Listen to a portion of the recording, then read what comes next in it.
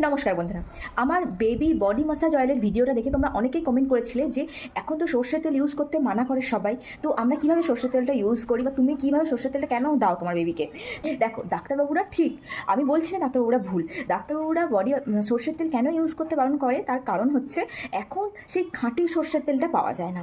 আমরা বিশেষ করে প্যাকেটজাত বা বোতলজাত সর্ষের তেল ইউজ করি, যেটা আমাদেরকে যখন আমাদের মারা ঠাকুমারা যে তেল ইউজ করতো সেটা কিন্তু একদম খাঁটি ঘানিতে পেশানো সর্ষের তেল। তোমরা যদি তোমার বেবিদের জন্য সেই রকম সর্ষের তেল তোমরা জোগাড় করতে পারো যে একদম ঘানিতে বিশ্বস্ত জায়গা থেকে ঘানিতে পিষিয়ে সর্ষে দিয়ে সর্ষের তেল নিয়ে আসা যদি হয়, সেটা বাচ্চাদেরকে ইউজ করলে আমার মনে হয় না কোনো রকম সমস্যা হবে। তো বেবিদেরকে সবসময়তেই যে কোনো তেলই ইউজ করবে, সেটা যেন এক্সট্রা ভার্জিন পিওর তেল হয়, তাহলে আমার মনে হয় না কোনো সমস্যা হবে। তাছাড়াও আমি প্যাচ টেস্ট করতে কীভাবে বলে দিয়েছিলাম আমার আগের শর্টসটাতে, সেটা তোমরা দেখে নিও।